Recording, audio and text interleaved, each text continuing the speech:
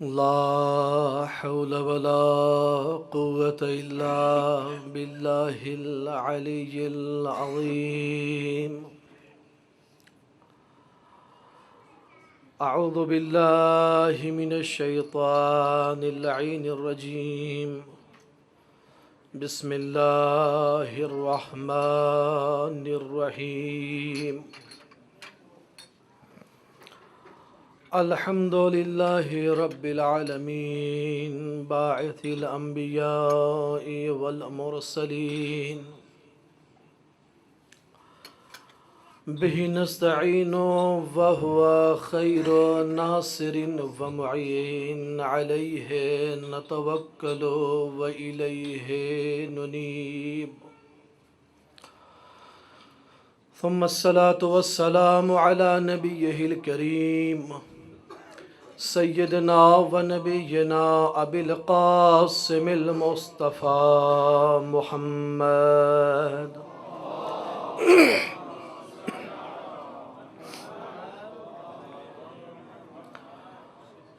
وعلى أهل بيته الطيبين الطاهرين المعصومين المظلومين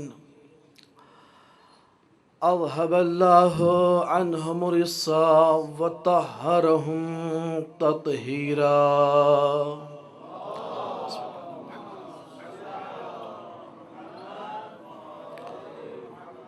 ولعنة الله دائمة على أعدائهم أجمعين. أما بعد، فقد قال سيد الشهداء حسين بن علي عليهم السلام: إني لم أخرج أشرا ولا بطرا ولا ظالما ولا مفسدا، إنما خرجت لطلب الإصلاح في أمة جدي.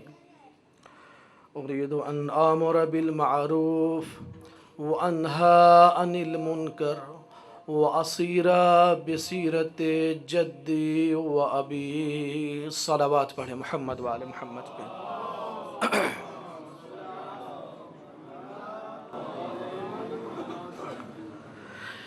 ایک اور اس سے بہتر صلوات مرحمت فرمائیں. اللہم صلی علی محمد.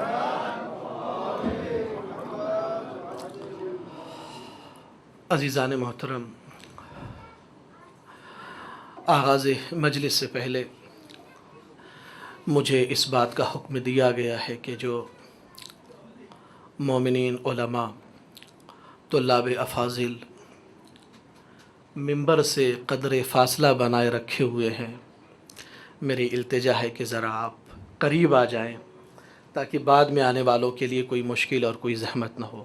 صلوات پڑھتے ہوئے اگر قریب آ جائیں تو بڑی نوازش ہوگی. صلوات پڑھیں محمد وآل محمد پہ.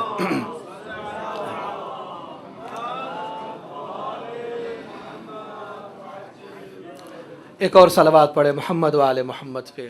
اللہم صلی علی محمد وآل محمد وعجل.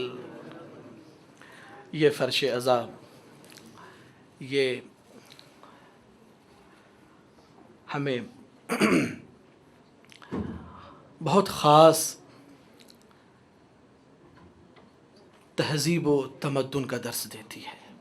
یہ بہت عظیم درس گاہ ہے. ہماری گفتگو، ہماری مجالس یہ تسکین قلب کا سبب ہوتی ہیں، کسی کے لیے زحمت کا سبب نہیں ہوتی. گزشتہ روز غالباً کچھ افراد زینے پہ تشریف فرما تھے یا انہیں جگہ نہیں ملی. ہم حسینیوں کا تو جذبہ ہی یہی ہے کہ جب ہم کوئی کار خیر کرتے ہیں تو دوسرے افراد کے شامل ہونے کی گنجائش ضرور رکھتے ہیں. ایک کربلا ہے، درس کربلا ہے. اگر اس شہادت کے مقام عظمیٰ پر فقط سید الشہداء کو فائز ہونا ہوتا تو حبیب ابن مظاہر کو خط لکھ کر کوفے سے کربلا کیوں بلاتے؟ خط لکھ کر بلانا سید الشہداء گویا یہ بتانا چاہ رہے ہیں کہ ہم فقط تنہا کامیاب ہونے والے افراد میں نہیں ہیں، بلکہ ہر وہ شخص جو ہمارے ساتھ وابستہ ہو، جہاں ہم جائیں گے وہاں ان کو لے کے پہنچے۔ جس بلندیوں تک ہمارا مقام ہے انہی بلندی تک اپنے سے وابستہ افراد تک پہنچیں گے۔ ایک صلوات پڑھے محمد والے محمد پہ۔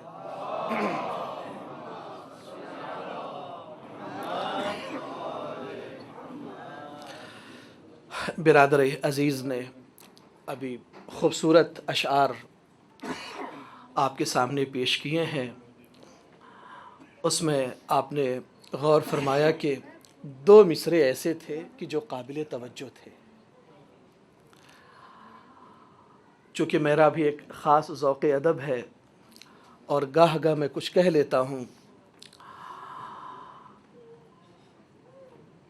میں نہیں سمجھ پا رہا تھا کہ غالباً یہ جو دو مصرے تھے آغا کے، جس شاعر نے بھی اسے موضوع کیا ہے اور نظم کیا ہے، خاص طور پہ قافیے کی رعایت انہوں نے فرمائی ہے، اور اس قافیے کی رعایت میں میں کہہ سکتا ہوں کہ مکمل شعر کو جو ادا کرنا تھا وہ نہ کر سکے، اور بعین ہی تمام الفاظ میرے ذہن میں نہیں ہے، لیکن اس کا جو خلاصہ ہے وہ میں آپ کی خدمت میں عرض کروں کہ قبلہ نے فرمایا کہ کچھ حاسدوں نے دین محمد پسے گدیر، کچھ حاسدوں نے دین محمد پسے گدیر۔ دوسرا مصرع عنایت فرمائیے، آدھا تو ویسے ہی رکھا آدھا بدل دیا، آدھا تو ویسے ہی رکھا آدھا بدل دیا۔ یہ آدھے کے قافیے نے انہیں مجبور کیا ہے کہ وہ کہے آدھا بدل دیا ہے اور آدھا باقی رکھا ہے۔ خدا کی قسم آئندہ جو گفتگو ہوگی میں اس میں بیان کروں گا اور واضح کروں گا کہ آدھا نہیں مکمل دین بدل دیا تھا۔ آدھا دین نہیں بدلا ہے، مکمل دین بدلا ہوا ہے۔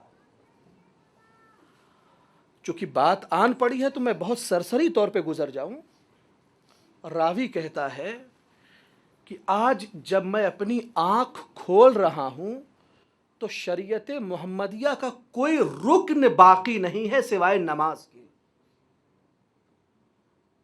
کوئی رکن باقی نہیں سوائے نماز کے، اور نماز میں بھی بہت زیادہ تبدیلیاں ہو چکی ہیں، وگرنہ امیر کائنات کے جنگ صفین میں نماز پڑھانے کے بعد وہ شخص کھڑا ہو کے یہ نہ کہتا کہ لقد ذکرنی صلاۃ رسول اللہ،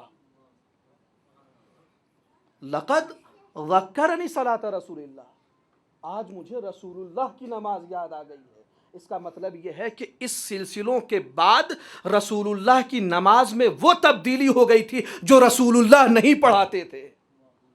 آج جب امیر کائنات نے نماز پڑھائی ہے تو اس انداز میں پڑھائی ہے کہ رسول اللہ کی نماز ہی نہیں یاد آ گئی۔ ایک صلوات پڑھے محمد والے محمد پہ۔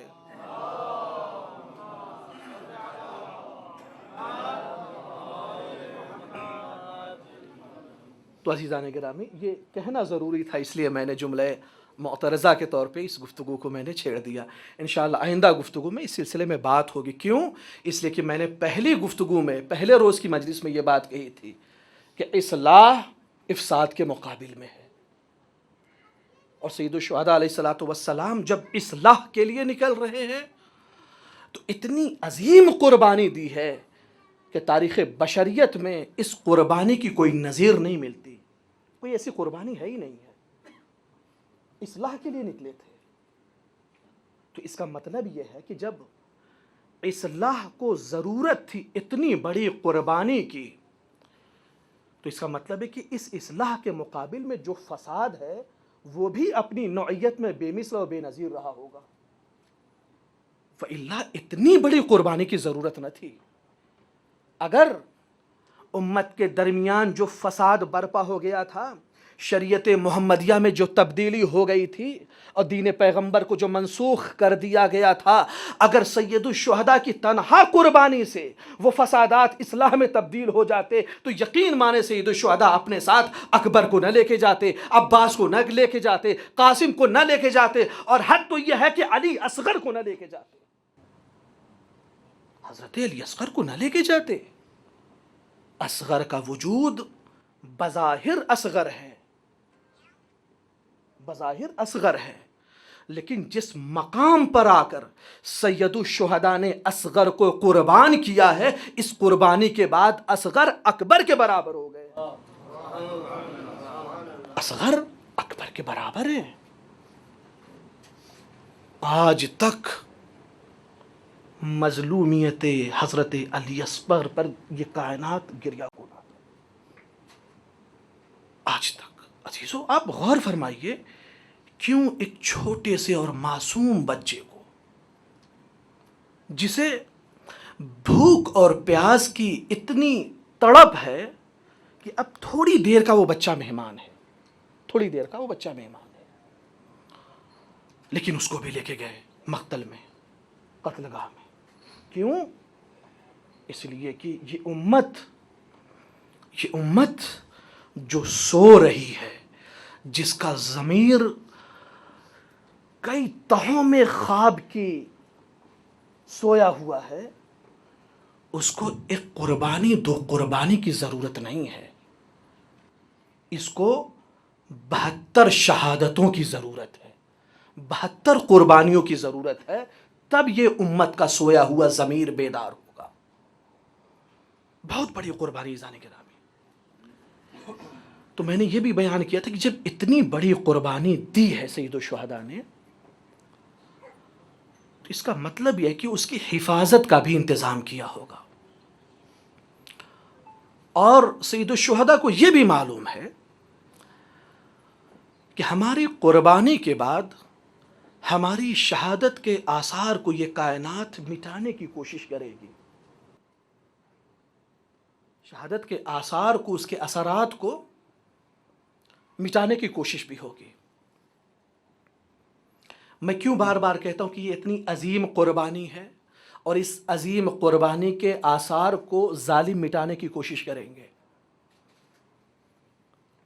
کوشش تو کریں گے، لیکن کیا قدرت نے شہادت حسین کے آثار کو باقی رکھنے کا بھی کچھ انتظام کیا کہ نہیں کیا؟ اللہ سبحانہ و تعالیٰ کی ذات نے جب یہ قربانیاں محضر الہی میں پیش ہو رہی ہیں، اور عالم بشریت کی بے نظیر قربانی، بے مثل قربانی جو راہ خدا میں دی جا رہی ہے، کیا ذات حق یہ اہتمام نہ کرے گی کہ اس قربانی کا پیغام کائنات کے ذرے ذرے تک پہنچے، دنیا کے گوش و کنار تک پہنچے؟ قدرت یہ انتظام نہیں کرے گی؟ عزیزوں میں ایک روایت پیش کر رہا ہوں، مختلف روایتوں کا مجموعہ ہے، اس کو میں آپ کی خدمت میں عرض کر رہا ہوں۔ قدرت نے کتنا انتظام کیا ہے، کتنا اہتمام کیا ہے کہ سید الشہداء علیہ الصلاۃ والسلام کی یہ عظیم قربانی کا عظیم پیغام کائنات تک پہنچے۔ دشمن تو بہت کوشش کرے گا اسے فنا کرنے کے لیے، اس کو ختم کرنے کے لیے، اس کو مٹانے کے لیے، لیکن عزیزان محترم، جب قدرت اپنے لامتناہی طاقتوں سے جب منصوبہ بندی کرے گی، تو یہ کائنات کا انسان چاہے جتنا قوی ہو، قدرت کی تدبیروں کے سامنے نہیں ٹک سکتا، تدبیر الہی کے مقابل میں نہیں آ سکتا۔ ایک صحرا میں بے آب و گیاہ کربلا ایک صحرا ہے، ایک دشت ہے، ایک بیابان ہے، وہاں پہ یہ قربانی پیش کی گئی۔ سید الشہداء نے اپنے تئیں مکمل انتظام کیا ہے کہ ہماری شہادت کے بعد ہمارا پیغام پہنچے۔ قدرت نے کیا انتظام کیا؟ کہتے کہ شہادت حسین کے بعد جو آثار ظاہر ہوئے ہیں، مما ظہر یوم قتلہا، وہ چیزیں کہ شہادت حسین کے روز جو چیزیں ظاہر ہوئی ہیں تکوینی طور پہ اس عالم پر، اس کی طرف اشارہ کیا جا رہا ہے۔ فرما رہے کہ ان السماء امطرت دمن، چشم فلک نے خون کے آنسو روئے ہیں شہادت سید الشہداء کے روز، چشم فلک نے خون کے آنسو روئے ہیں، امطرت دمن۔ اس کے بعد فرمایا کہ وَأَنَّ أَوَانِيهِمْ مُلِئَتْ دَمًا، یہ جو ظروف ہیں، جو کھانے کے برتن تھے، وہ سب کے سب خون سے مملو تھے، پر تھے، در و دیوار پر خون کے آثار نمایاں ہے۔ ان السماء اشتدت سؤادها، آسمان پر سیاہی چھا گئی ہے۔ حتی رؤیت نجوم، رؤیت النجوم، اتنی سیاہی چھائی ہوئی ہے کہ آسمان پر ستارے نظر آنے لگے۔ یہ فقط اہل تشیع کیا روایت نہیں ہے، جو روایت میں نقل کر رہا ہوں ابن حجر عسقلانی سے ہے، اور مختلف روایتیں ہیں، الگ الگ روایتیں ہیں، ان کا یہ مجموعہ میں آپ کی خدمت میں پیش کر رہا ہوں۔ جن کو حوالے کی ضرورت ہوگی مجھ سے حوالہ لے گئے۔ صلوات پڑھے محمد وآل محمد پہ۔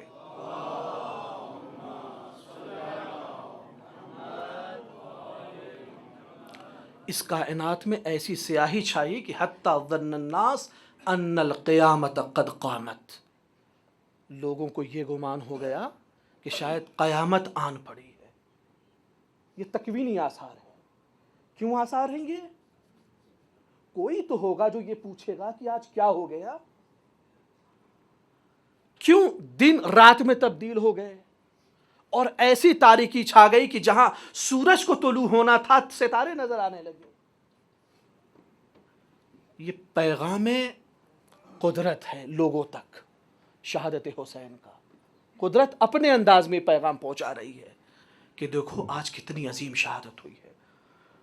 اس کے بعد عزیزان گرامی ایک جو بہت عجیب جملہ ہے وہ میں آپ کی خدمت میں روایت کر رہا ہوں، وہ ثعلبی نے اپنی تفسیر میں بھی سدی کے ذریعے سے یہ روایت کو نقل کیا ہے۔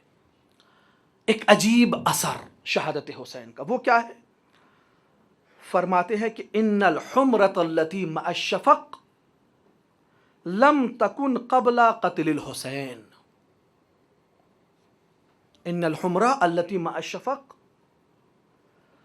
آسمان پر بوقت شام جو سرخی ہے جس کو ہم شفق سے تعبیر کرتے ہیں، جو سرخی ہے، لم تکن، وہ پہلے نہیں تھی، قبل قتل الحسین، سید الشہداء علیہ الصلوۃ والسلام کی شہادت سے پہلے وہ سرخی شفق پہ نہیں تھی۔ سرخی شفق نمودار نہیں ہوتی تھی۔ شہادت حسین کے بعد یہ سرخی نمودار ہوئی ہے، اور اس کے بعد باقی رہی ہے، اس کے بعد یہ باقی رہی ہے۔ اب عزیزان گرامی، آپ کو معلوم ہے کہ ہمیں شہادت حسین علیہ الصلوۃ والسلام کے غم میں رونے کی بنیاد پر ظالموں نے ہم پر کتنا ستم ڈھایا ہے، کتنا ظلم کیا ہے، میں اس تمام تاریخ کو نہیں نقل کر سکتا۔ جو عصر حاضر میں جو واقعات رونما ہوئے ہیں، لفظوں میں اسے بیان کر رہا ہوں۔ کیا ظالموں نے غم حسین کے جرم میں، نعوذ باللہ میں اس لفظ کو جرم کہہ رہا ہوں، یہ ان کی نسبت سے کہہ رہا ہوں، غم حسین منانے کی پاداش میں ہماری آبادیوں کو ویرانوں میں تبدیل کر دیا، ہمارے گھروں کو برباد کر دیا، ہماری بستیوں کو اجاڑ دیا، ہمارے جوانوں کو قتل کر دیا گیا، ہمارے بزرگوں کو تہہ تیگ کر دیا گیا، ہمارے بچوں کو قتل گاہ پر چڑھا دیا گیا۔ یہ سب کچھ ہوا کہ نہیں ہوا، لیکن فرش عزا آج تک بچھ رہی ہے کہ نہیں بچھ رہی ہے۔ ظلم و ستم کی تمام طاقتیں اپنے ظلم و ستم کے ساتھ طوفان بن کر اٹھ رہی تھی، اور یہ چاہ رہی تھی کہ ہمارے دل کے شبستان میں جو غم حسین کے چراغ روشن ہے اسے خاموش کر دے۔ ظلم و ستم کی یہ طوفان چراغ غم حسین کو خاموش کرنا چاہ رہے تھے۔ فرش عذاب بتا رہی ہے کہ وہ طوفان ختم ہو گئے، شمع حسینیت آج بھی اپنی تابانی کے ساتھ روشن و منور ہے۔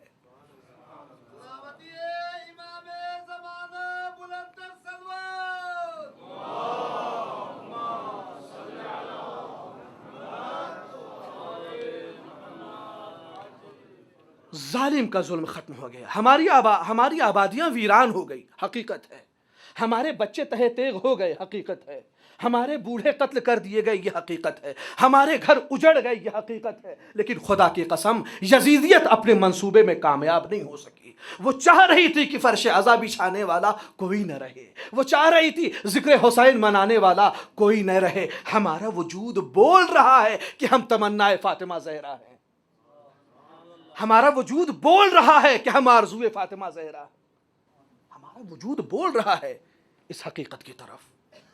اور عزیزو، یہ ظالم، یہ ستمگر ہماری آبادیوں کو ویران کر سکتا ہے، ہمارے گھروں کو اجاڑ سکتا ہے، ہمارے بچوں کو قتل کر سکتا ہے، اور وہ یہ کوشش کر سکتا ہے کہ جو غم حسین کا اہتمام کر رہے ہیں اور جو گواہی دے رہے ہیں یزیدیت کے ظلم کی، یزیدیت کے ستم کی، وہ ختم ہو جائیں، لیکن قدرت نے سرفگی شفق کی صورت میں جو گواہ بنا کے رکھا ہے اسے کون مٹائے گا؟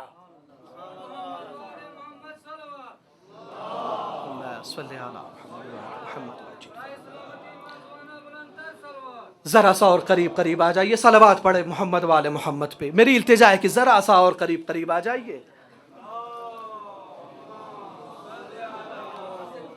اتنا قریب آئیے کہ ہمارا دل آپ سے مل جائے۔ صلوات پڑھے محمد والے محمد پہ۔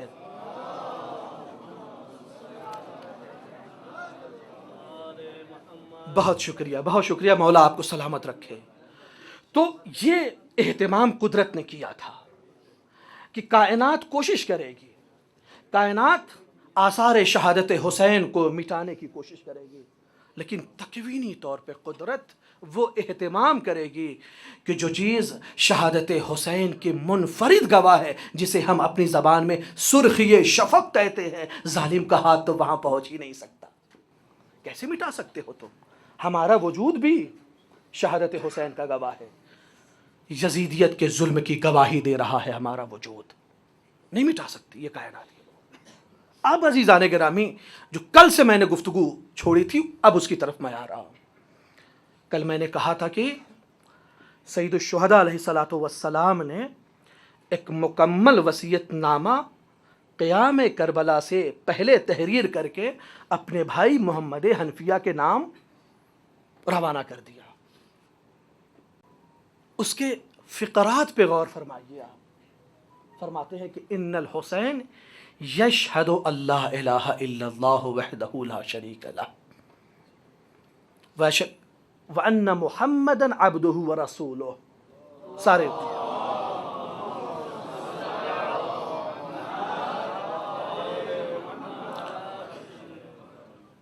کلمہ شہادتین، اس کے بعد فرمایا کہ ان الساعۃ آتیۃ لا ریب فیہا، قیامت آئے گی، اس میں کوئی شک نہیں ہے۔ وان اللہ یبعث من فی القبور، ہر وہ چیز، ہر وہ انسان جو پیوند خاک ہو گیا ہے اس کو اللہ زندہ کرے گا۔ کلمہ شہادت کی کیا ضرورت ہے؟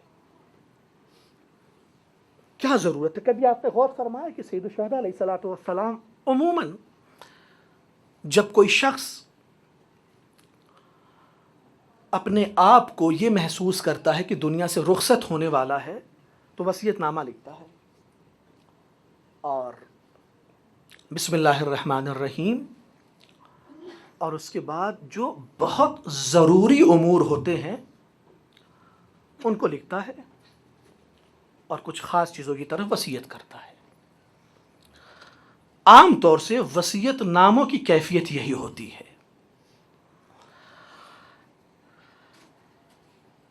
کلمہ شہادتین، قیامت کا برحق ہونا، وَأَنَّ الْجَنَّةَ وَالنَّارَ حق، بہشت اور دوزخ کا حق اور اس کا اظہار اور اس کا اقرار، جو لوگ مر چکے ہیں ان کو زندہ کرنا، اس کا اقرار، اور پھر اس کے بعد یہ جملہ ہے کہ انی لم اخرج اشرا ولا بطرا ولا ظالما ولا مفسدا انما خرجت لطلب الاصلاح فی امت جدی۔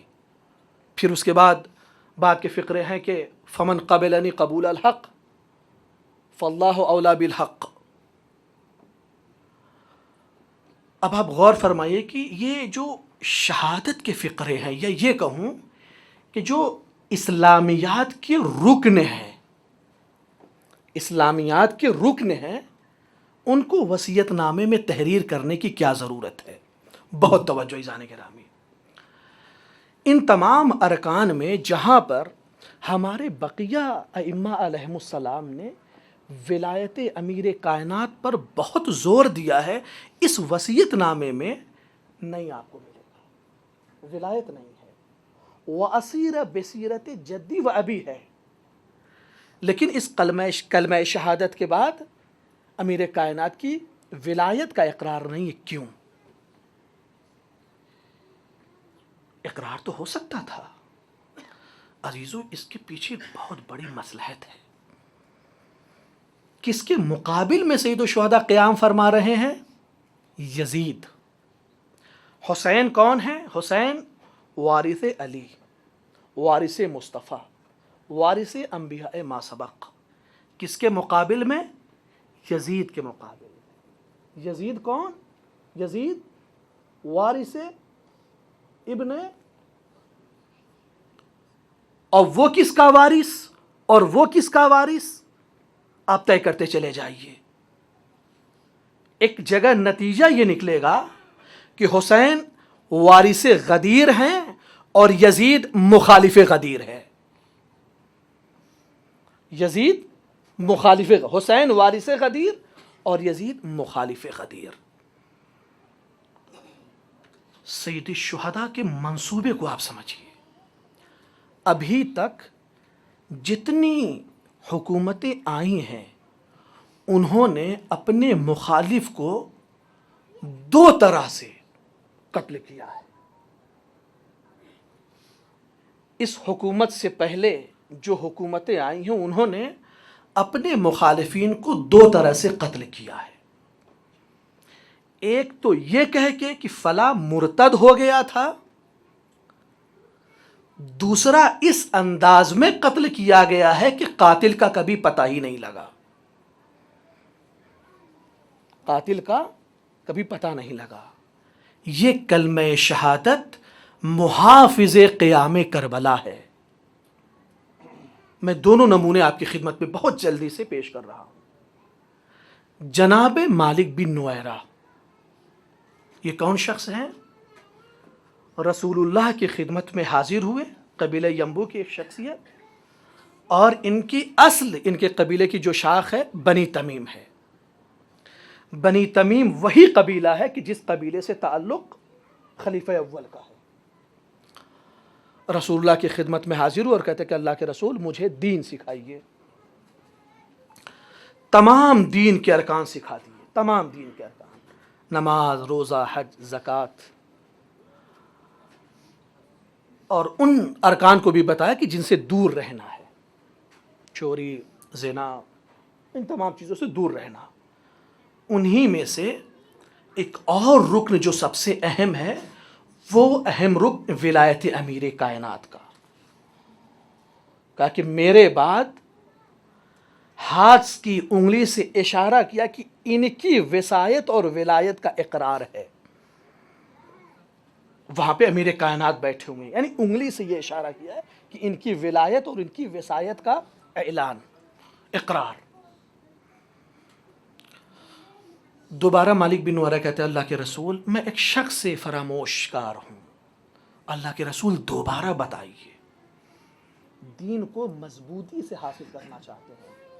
اب روایت کے جو فقرے ہیں، شاذان بن جبرائیل قمی نقل کرتے ہیں اپنی کتاب الفضائل میں کہ اللہ کے رسول نے انگلی پر نماز واجب ہے اسے پڑھو، حج واجب ہے اس کے ارکان کو ادا کرو، زکوٰۃ واجب ہے اس کے نصاب کی تکمیل پر اسے ادا کرو، ایک ایک کر کے انگلی پہ گناتے ہیں۔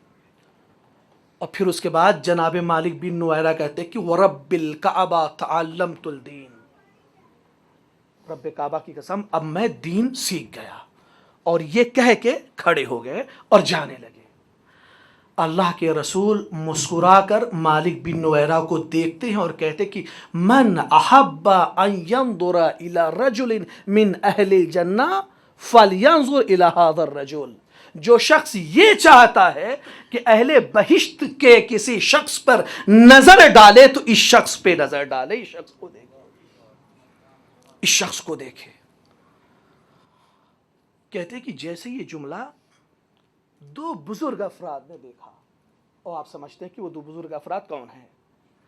دو بزرگ افراد انہوں نے جب دیکھا تو یہ جناب مالک بن نویرہ کے پیچھے پیچھے دوڑ پڑے، اور جب پہنچ گئے ان کے پاس تو کہتے کہ مالک تمہارا کتنا عظیم مقام ہے، تم ہمارے لیے اللہ سے دعائے مغفرت کرو، ہمارے لیے اللہ سے دعائے مغفرت کرو۔ ایک مرتبہ مالک بن نویرہ پلٹتے ہیں، ان دونوں کو دیکھتے ہیں اور ایک عجیب تلخ لہجے میں کہتے ہیں کہ خدا تمہیں کبھی معاف نہ کرے، خدا تمہارے گناہوں کو کبھی معاف نہ کرے۔ رسول اللہ کو چھوڑ کر مجھ نو مسلم کے پاس آتے ہو استغفار کے لیے،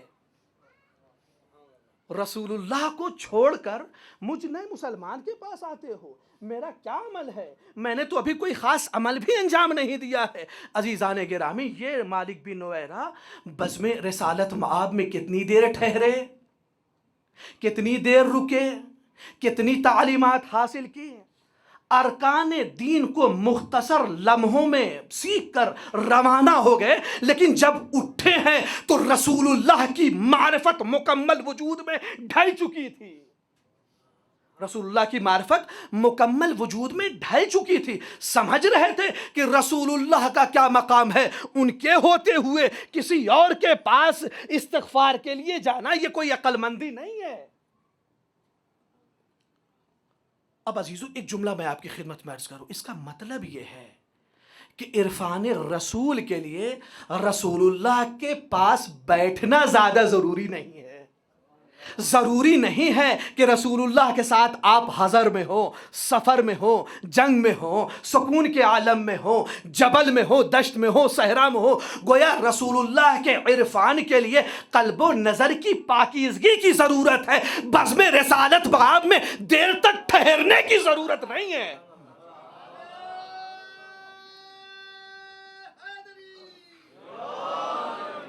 زیادہ دیر تک ٹھہرنے کی ضرورت نہیں ہے۔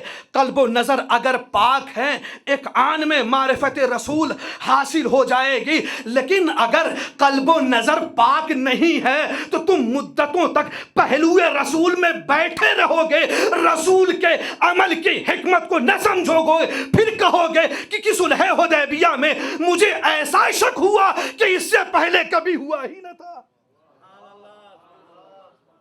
ایسا شک ہوا کہ اس سے پہلے کبھی ہوا ہی نہ تھا۔ اس کا مطلب عزیزان محترم یہ ہے کہ پہلو رسول میں یہ بیٹھتے ضرور تھے مگر معرفت رسول حاصل نہ تھی۔ اور یہ جملہ کہ جیسا اب شک ہوا ہے اس سے پہلے نہیں ہوا تھا، اس کا مطلب اس سے پہلے بھی اور شک ہوئے ہیں۔ اس کا مطلب کیا ہے؟ اس کا مطلب تو یہ ہے نا کہ ابھی اور شک ہوئے ہیں۔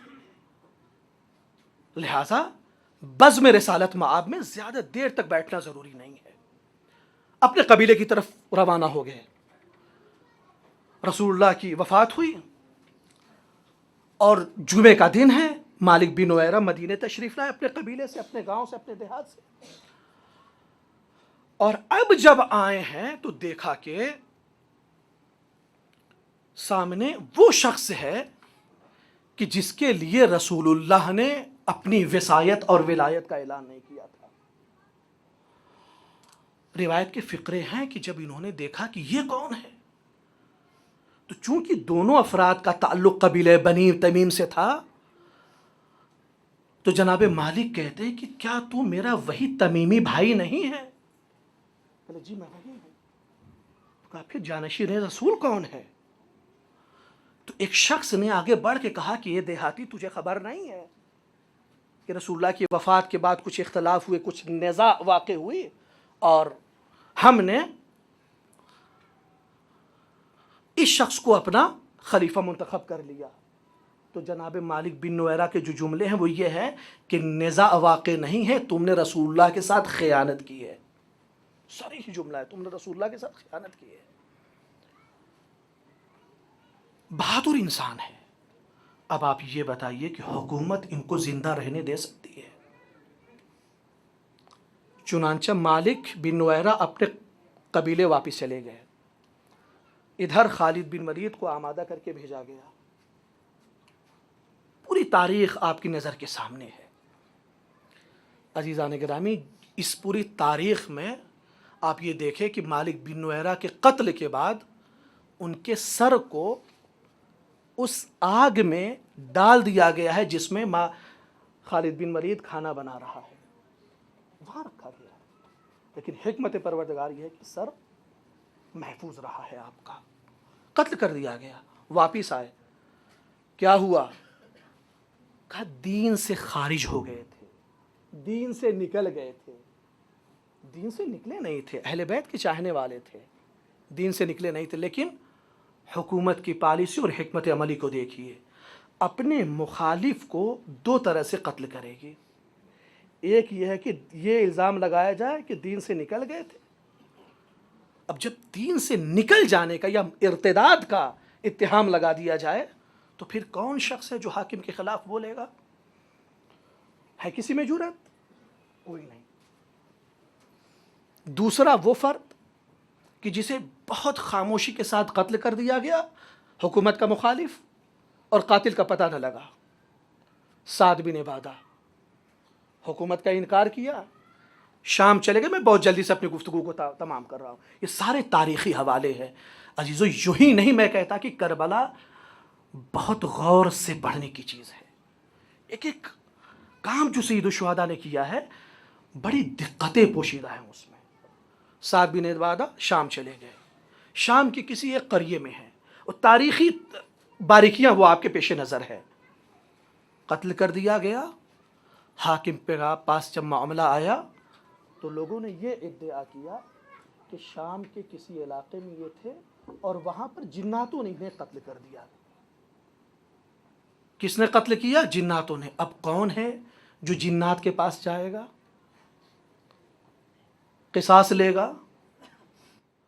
تو حکومت کی پالیسی کیا رہی ہے کہ اپنے مخالف کو، بہت توجہ عزیزان گرامی، اپنے مخالف کو اس انداز میں قتل کرو یا تو یہ سبب بناؤ کہ دین سے خارج ہو گیا، یا کچھ اس انداز میں قتل کر دو کہ قاتل کا پتہ نہ لگ پائے۔ سید الشہداء کے پیش نظر کیا یہ دونوں منظر نہیں رہے ہوں گے؟ سید الشہداء سمجھ رہے تھے اور جان رہے تھے کہ میری شہادت کے بعد یزید اور یزیدیت کے ضمیر فروش مفتی آئیں گے اور یہ سبب تلاش کریں گے اور کہیں گے کہ حسین اپنے نانا کے دین سے خارج ہو گئے تھے، اس لیے قتل کر دیا گیا۔ اسی چیز کو پیش نظر سید الشہداء نے وہ وصیت نامہ لکھا ہے جس میں کلمہ شہادت کا اقرار ہے۔ جب بھی کوئی ضمیر فروش مفتی آ کر یزیدیت کی موافقت میں یہ فتویٰ دے گا کہ حسین اپنے نانا کے دین سے خارج ہو گئے تھے، نعوذ باللہ نعوذ باللہ، اس لیے یزید نے طیش میں آ کر انتقام لیتے ہوئے فرزند رسول کو قتل کر دیا، اس لیے کہ اپنے نانا کے دین کے مخالف تھے۔ وصیت نامہ بھی اپنے اس بھائی کے نام رقم کیا ہے جو سیاسی طور پر بہت مضبوط تھے۔ ادھر سے اگر یہ الزام لگایا جائے گا کہ حسین نانا کے دین سے خارج ہو گئے تھے، ادھر محمد حنفیہ اس بات کی گواہی لے کر آئے ہیں کہ یہ ضمیر فروش مفتی جھوٹ بول رہے ہیں۔ یہ ضمیر فروش مفتی جھوٹ بول رہے ہیں۔ میرے بھائی کی یہ تحریر ہے جس پر کلمہ شہادت ہے، مرقوم ہے۔ اور پھر اس کے بعد عزیزان گرامی، سید الشہداء کو حالت احرام میں جو قتل کرنے کا منصوبہ بنایا تھا یزیدیت کی طرف سے، یہ بھی ایک تدبیر تھی، ایک سازش تھی۔ میں نے بیان کیا کہ یہ سبب، اور دوسرا سبب یہ کہ بہت خاموش اور پوشیدہ انداز میں قتل کر دیا جائے تاکہ کسی کو خبر نہ ہو۔ حالت احرام میں سید الشہداء کو یہ علم ہو گیا کہ کچھ لوگ لباس احرام پہنے ہوئے اور اپنی آستینوں میں خنجر چھپا کر آئے ہوئے ہیں، اور اس مجمع میں کب سید الشہداء کو قتل کر دیا جائے اور کب قاتل پوشیدہ ہو جائے، چھپ جائے، کسے خبر؟ اس نزاکت کو سید الشہداء نے محسوس کیا، اور پھر اس کے بعد مکے سے روانہ ہو کر ایک ایسے صحرا میں پہنچے کہ جہاں پر اپنی شہادت اور قربانی دی ہے تو کائنات کے ذرے ذرے کو خبر ہو گئی ہے، کائنات کے ذرے ذرے کو خبر ہو گئی۔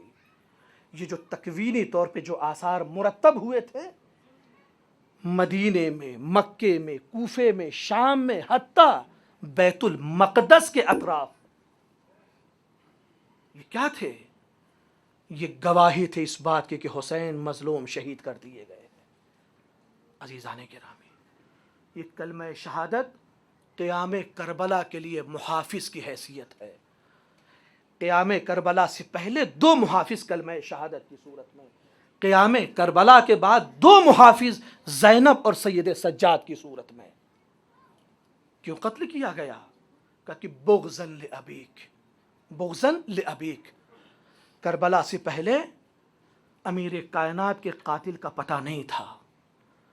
کربلا میں جیسے ہی اس ظالم نے کہا کہ بغضاً لابیک، چھپے ہوئے قاتل کا راز فاش ہو گیا کہ امیر کائنات کو قتل کرنے کی منصوبہ بندی کہاں سے ہوئی تھی. اور پھر اس کے بعد زینب علیہ مقام اور سید الشہداء امام سجاد نے شام میں جا کر تمام دشمنان اہل بیت کے چہروں پہ پڑی ہوئی نقاب کو اتار دیا. عجیب اہتمام ہے عزیزان کرام. اتنی بڑی جو قربانی ہے اس کی حفاظت کس انداز میں کی گئی ہے. کوئی مثال نہیں اس قربانی کی، کوئی مثال نہیں ہے.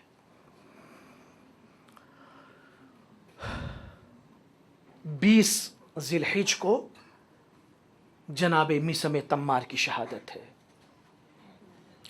کون ہے جناب میثم تمار؟ جناب میثم تمار امیر کائنات کے بہت قریبی صحابی، جو اہل بیت کے قریب آ گیا. اہل بیت نے اس ذرے کو آفتاب بنا دیا ہے، ذرے کو آفتاب بنا دیا اہل بیت علیہ السلام نے. کون ہیں میثم تمار؟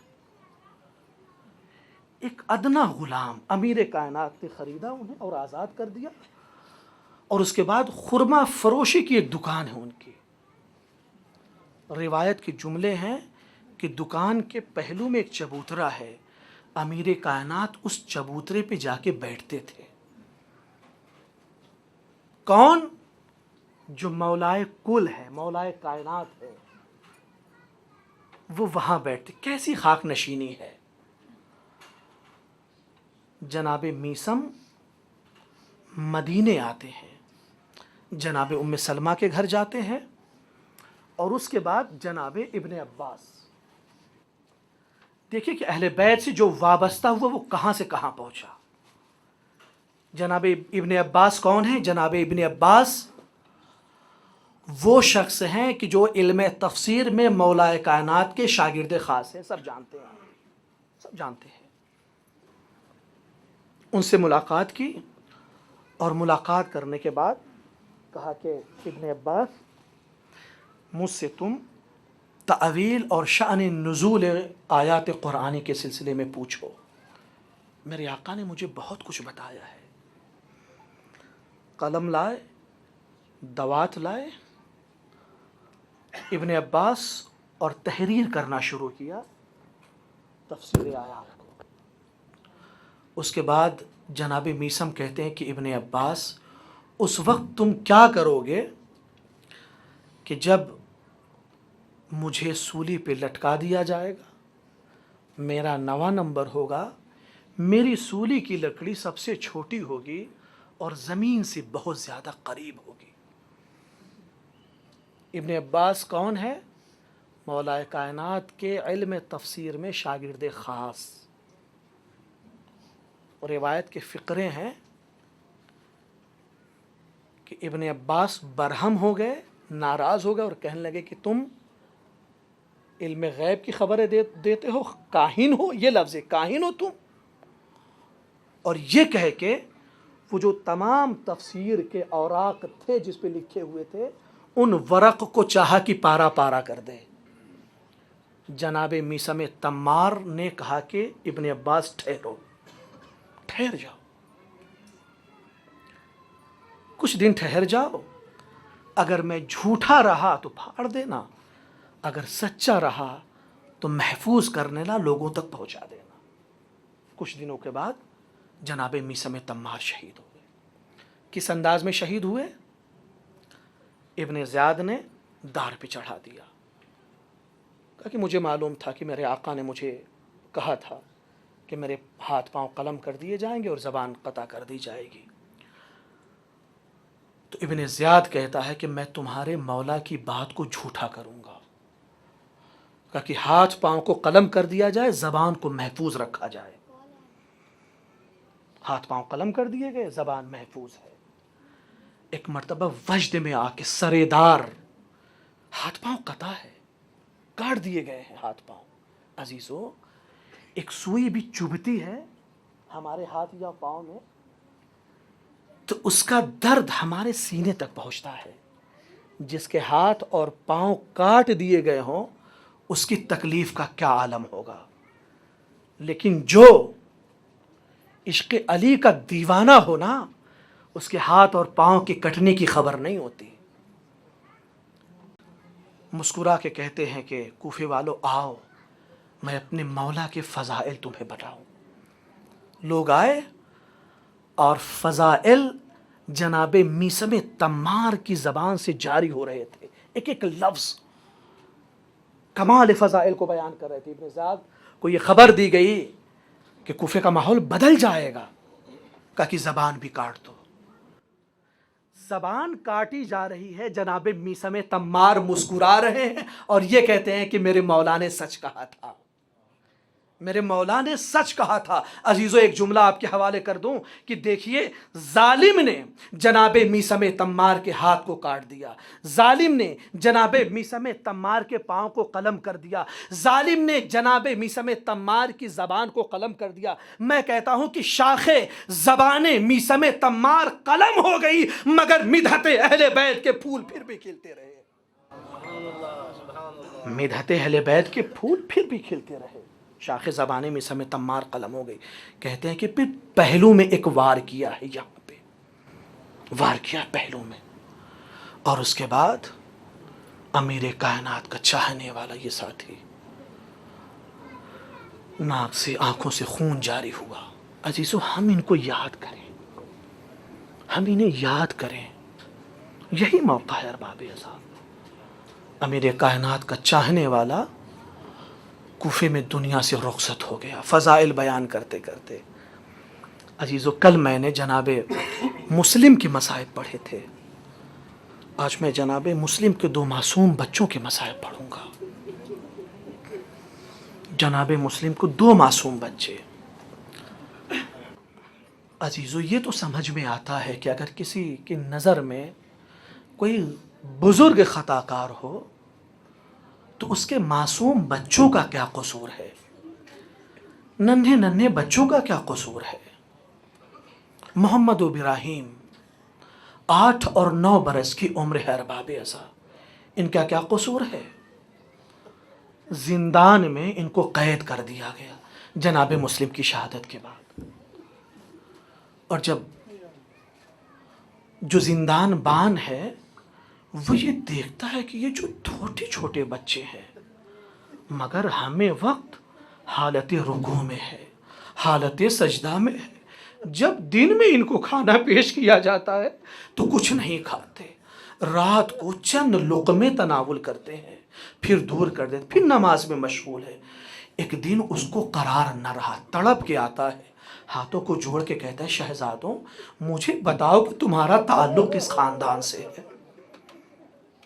छोटे छोटे बच्चे हाथ जोड़ के कहते हैं, आपको मालूम है हम सफ़ीर हुसैन मुस्लिम बिन अकील के दो मासूम बच्चे हैं।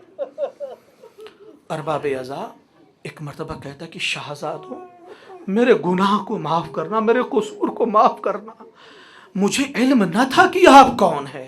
कहता है कि मैंने जिंदान का दरवाज़ा आज़ाद छोड़ दिया, जाओ रवाना हो जाओ। बच्चों ने हाथ जोड़ के कहा कि अगर जालिम को खबर होगी तुम्हें कत्ल कर देंगे। जिंदान बान ने कहा कि खुदा की कसम मैं कितना खुश नसीब हूँ कि आपकी मोहब्बत में मुझे कत्ल किया जाए। रसूलुल्लाह के सामने मैं सुर्ख होऊंगा, गवाही दूंगा, ए अल्लाह के रसूल आपके दो छोटे छोटे मासूम बच्चों को आज़ाद करने के जुर्म में मुझे कत्ल किया गया है। कहते कि रात की तारीकी है अरबाब अज़ा, रात की तारीकी। ایک ایسا قافلہ ہے جو مدینے کی طرف روانہ ہو رہا ہے. بچوں نے دور سے دیکھا، اس قافلے کے پیچھے پیچھے چل پڑے، لیکن دیکھتے دیکھتے وہ کاروان نظر سے اوجھل ہو گیا.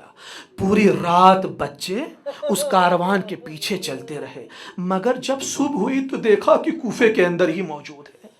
سہمے سہمے بچے جنگل میں پہنچے، پیڑ کی شاخ پہ جا کے بیٹھے ہوئے ہیں. ایک مومنہ ہے پانی بھرنے کے لیے کنویں کے قریب آئی. کیا جب ڈول ڈالا اور ڈول ڈالنے کے بعد جب پانی نکال رہی ہے تو دیکھتی ہے کہ کنویں کے پانی کی سطح پر جو چاند سی صورت نظر آ رہی ہے، جو دو چاند سی صورت نظر آ رہی ہے. ایک مرتبہ پلٹ کے دیکھا تو دو سہمے سہمے بچے نظر آئے. تڑپ گئی، فوراً کہا میرے آقا زادو قریب آؤ، تم کون ہو؟ مسلم بن عقیل کے ہم بچے ہیں. اپنے گھر لے کے گئی، گھر لے جانے کے بعد بڑی نوازشیں کی ہے. صبح کا وقت نمودار ہوا ارباب ازا بیٹا ظالم ہے، اب یہ چاہتا ہے کہ بچوں کو لے کے چلے ابن زاد کے دربار میں. ایک مرتبہ یہ مومنہ حائل ہو جاتی ہے، ظالم تجھے خبر بھی ہے یہ فرزند رسول ہے، مسلم بن عقیل کے نونہال ہے، تو انہیں کیوں دربار ابن زاد میں لے کے جا رہا ہے؟ ایک مرتبہ اپنے پہلو میں سمیٹ لیتی ہے دونوں بچوں کو. ظالم کہتا ہے کہ انہیں آزاد کر دو ورنہ تمہارے سر کو قلم کر دوں گا.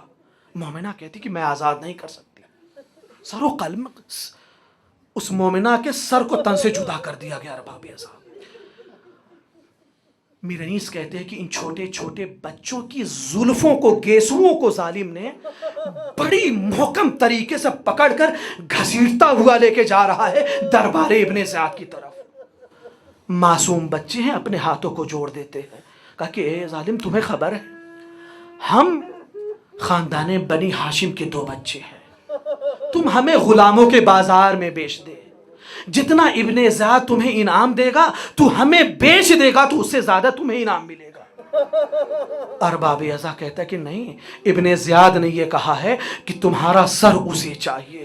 ایک مرتبہ ظالم نے ایک لہراتی ہوئی تلوار نکالی ہے نیام سے اور چاہا کہ ان چھوٹے بچوں کو قتل کر دے. عزیزو بڑا بھائی ہے، اپنے بھائی چھوٹے بھائی کو اپنے پہلو میں کرتا ہے ظالم. اگر قتل کرنا ہے تو پہلے مجھے قتل کر، میرے چھوٹے بھائی کو نہیں. ایک مرتبہ چھوٹا بھائی اپنا ہاتھ جوڑ کر آگے بڑھتا ہے اور کہتا ہے ظالم اگر تجھے قتل کرنا ہے تو میرے بھیا کو نہیں، پہلے مجھے قتل کر. اجرکم اللہ ارباب ازا. دیکھیں کیسی جانے ساری ہے، کیسا اثار ہے ان خاندان بنی ہاشم کے چھوٹے بچوں میں.